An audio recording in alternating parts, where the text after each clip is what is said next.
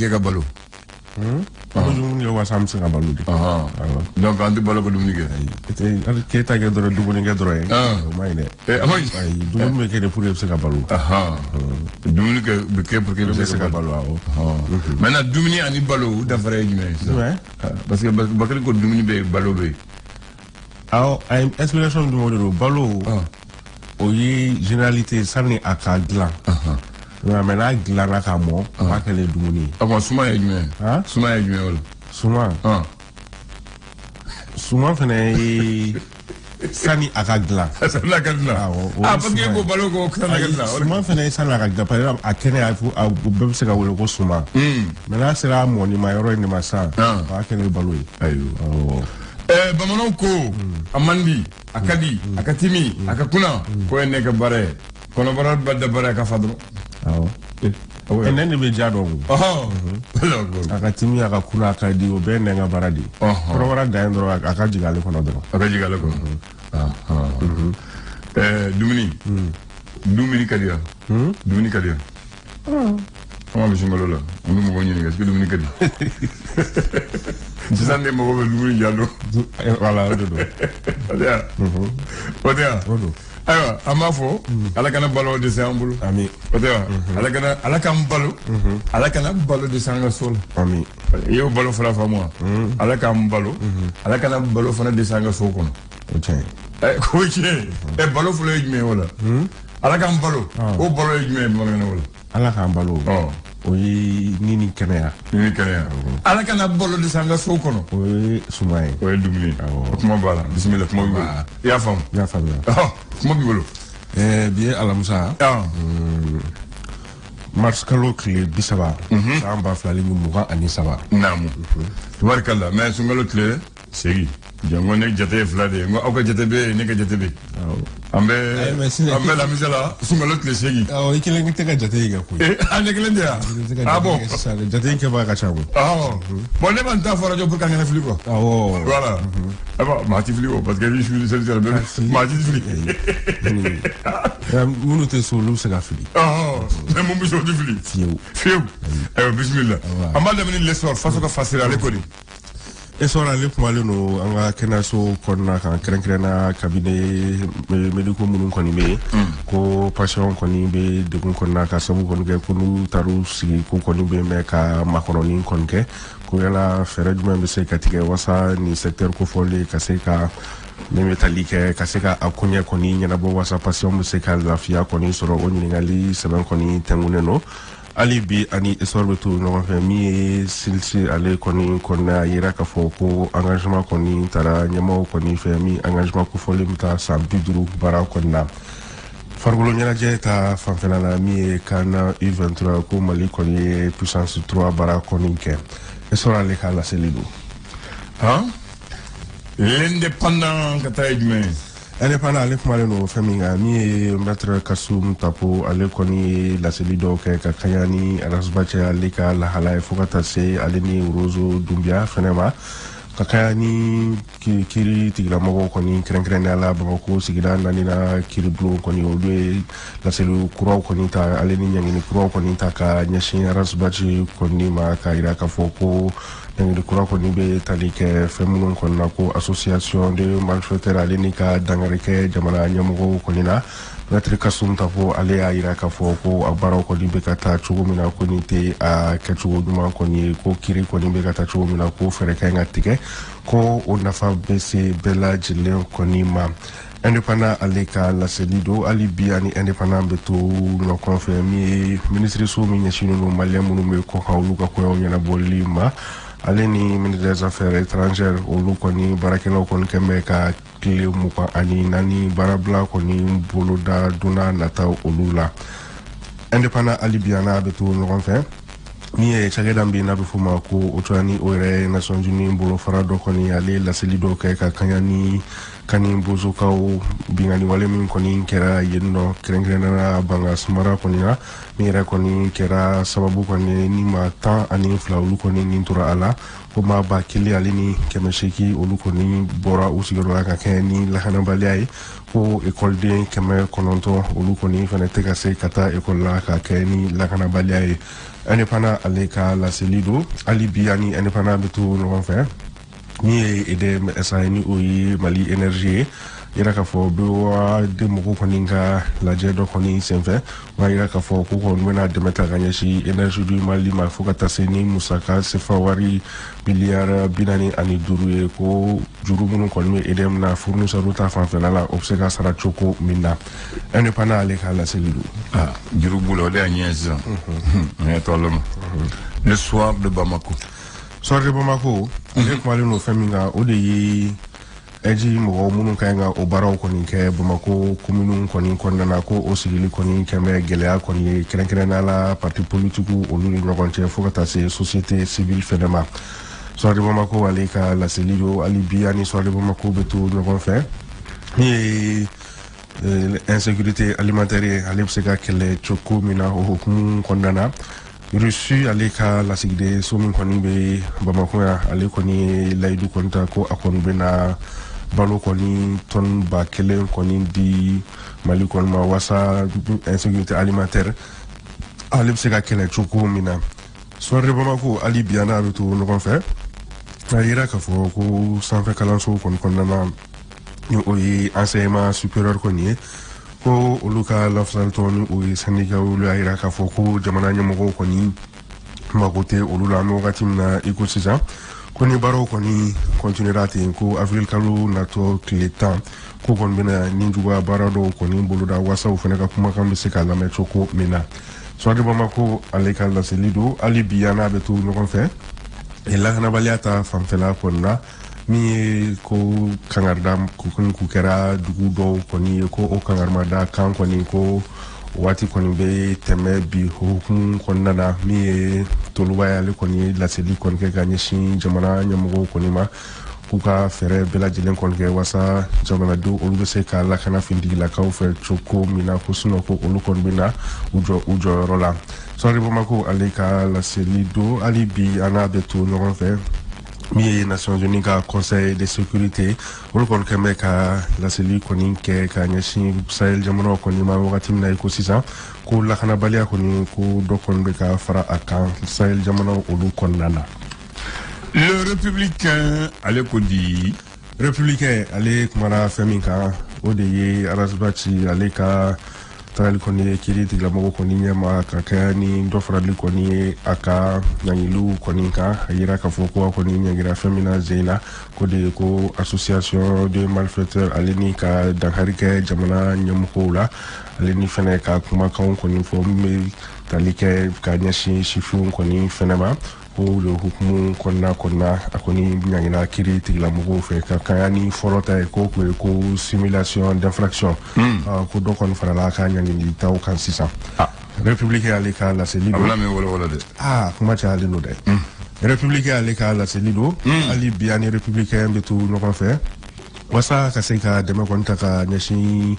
mauma munu koni be de kun nana kren ala baloko ta fanfelana ko kun nana jamana nyamugo koni ayira ka fo ku kon bina balo ton ba bisawa kon ala kun afa kon takadi ma million kilina kun afa bo ngo koni ma munu be de kuna baloko ta fanfelana wasa ferepse ka soroka de kuna chogo mina républicain aleka la selido ali bien républicain beto no fait ça fait kalanso mi na be fama ko UG olu koni ka karamogo école karamogo koni kube barabla konna ira ka foko barabla ko folo koni ko andongri la folon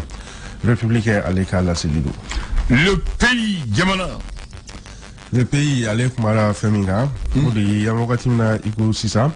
ko Abidjan ni korwar koni ko olu koni be ka yirama shushu konna Mali konna amogati na iko sisa la soro fola ko sanction koni tale ka nyeshi Malima ko korwar koni kube ka akoto koni gele akuna wakati na ecosystem ko alasan koni family koni ke kudo kumu koni na chidon koni bla kana Malila wasa Malin koni warka bolo du ngoma abseka sinsi kura choko minna le pays allait qu'à la Céludo. Ni convoqué continent. Ali Biani, les pays de tout le monde fait. Allez, la Célique Kaira, ministre des Affaires étrangères, allez, ministre des Malins du lectureur. Au Barakelo, qu'on y Québec, à Numétalique, Kili Mouka, Ani, Nani, Barabla, qu'on y Boloda, Barabla, Kofolemi, qu'on y Bina Damine, Avril Kalou, Kili Mouka, Ani Woro, Nato. Le pays allait qu'à la Célido. Amba kunche kadala kenye ni gafe mutogo kabako. Est-ce que koba oba kono? Kabako Fadunya. Amda Bamako Sikida Warona Krenken ala Janjigila. Janjigila. Chewe toko me Janjigila. Ma Janjigila de Ah. Ningal Tamu. Ningal Tamu. Aywa. Mi telike ningoni delengando yi. Delengando. Awo kukoni moto taxi tigido koni soko muru koni na.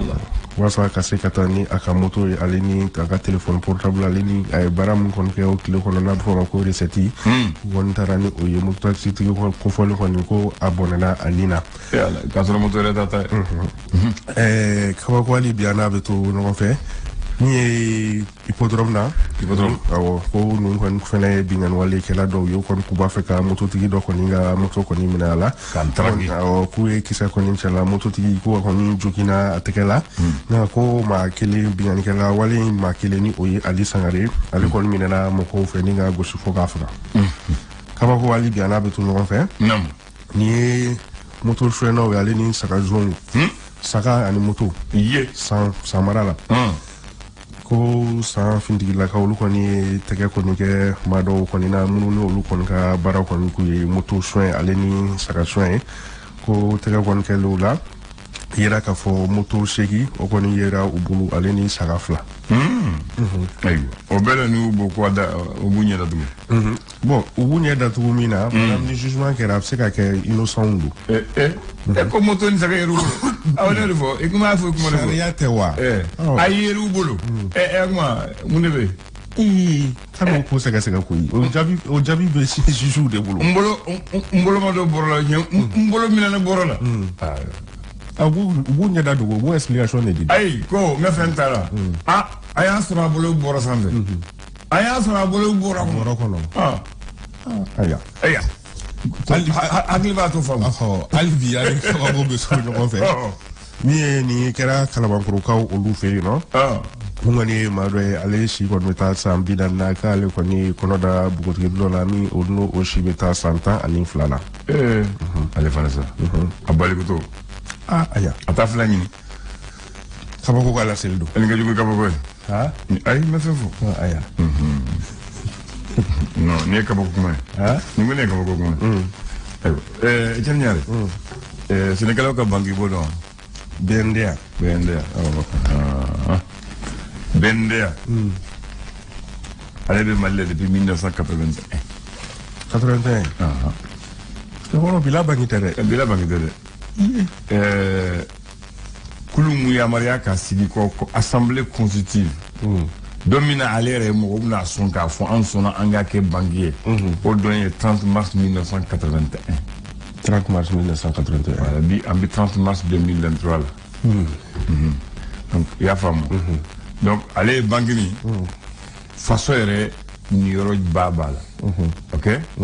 société économique d'économie mixte. Il dispose d'un capital à l'initial, au départ, de 2 milliards de francs maliens. Répartis entre l'État malien, Faso Eroko, Bidurunduru, Oyantayambi Djokoro. Après, Banque centrale du Mali, Afro Banque B, Oko, Kemela, Tanuduru, Amojo Remene. Banque européenne, la Banque de développement du Mali, BDM, Kelengeleni, Ko, Keme, Ani Européenne Taï, Ambijo Ogoro. Fendo Barakara de Wafo, la Caisse centrale de coopération économique, CCE, Oko, Keme, Keme Mouga, Ambijo Noé. Donc, Faso Tade Kabolu Be, Biduru Duru. Donc, Nima, nous, les Franionka, la Banque Kuraninjo. Ou Banque Nijo, Watimina. Kobajo Sénékelaou dit de Koso, ça serait une banque agricole pour aider le développement du secteur agricole. Ok? Donc 30 mars 81. Mais banquière, Sharia, Mouya Maria Banque m'a créé, au Sharia Tara Faso Niamau fait la loi numéro 8108 ANRM du 3 février 1981. Banquière Kabara entame ses activités en 1982. Banque Sigra 5 ans. Mais Kabara est redaminé en février 1982. Où il y a eu un fla de Daïle Folo. Bamako Faba, Ani Kuchala, Sénégal, Kolu Sénégal, Odea, Bank Folo Flam Daïle Bende a fait.